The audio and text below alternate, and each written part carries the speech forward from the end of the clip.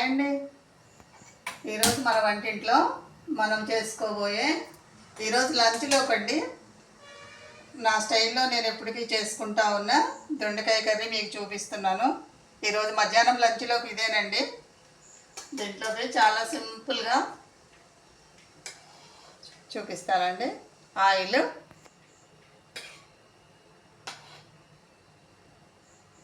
వెల్లుల్లిపాయ వేసుకుందాము. నూనె కాగింది.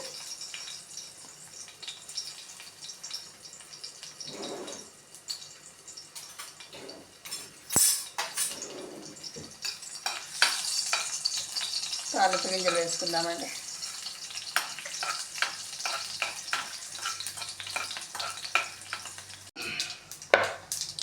ఉల్లిపాయ వేసుకుందామండి.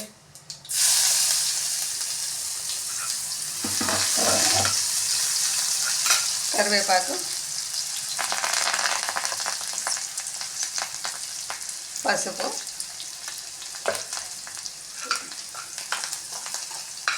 దొండకాయ ముక్కలండి. చక్కగా వేగనిస్తామండి.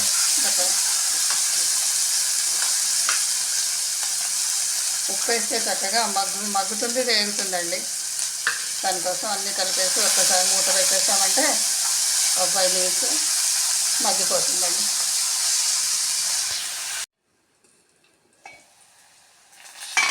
బెండకాయ చక్కగా వేగిందండి. చక్కగా వేగింది. దీంట్లోకి కమ్మని నువ్వుల కారపొడి వేసుకుందామండి. కొంచెం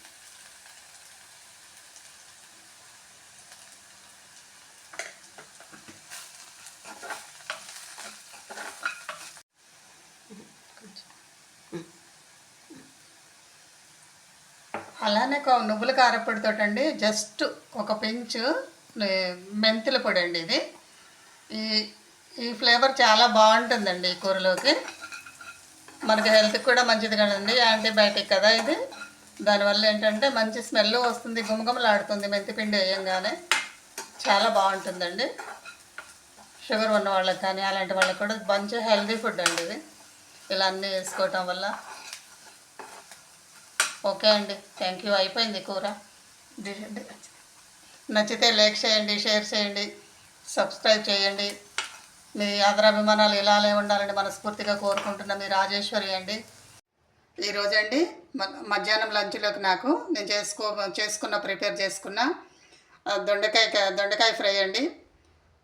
వెనకట చేస్తున్న పచ్చిపులుసు అండి. ఇది పచ్చిపులుసు ఎండుమిరపకాయల్ని చక్కగా లైట్గా ఆయిల్ వేసి మంచిగా రెడ్ కలర్, బ్లాక్ రెడ్గా వచ్చేలాగా వేగనిచ్చి క్రష్ చేసి చింతపండు పులుసు ఉల్లిపాయలో కలుపుకున్న పచ్చిపులుసు అండి. ఇది కాంబినేషన్ బెల్లము, దాంట్లో టేస్ట్కి సరిపడా బెల్లం వేసుకుని ఇది తింటుంటే ఉంటుందండి, అసలు స్వర్గం కనిపిస్తుందండి. స్వర్గం అంటే స్వర్గమే, అలా ఉంటుంది. థ్యాంక్ యూ అండి, థ్యాంక్ యూ.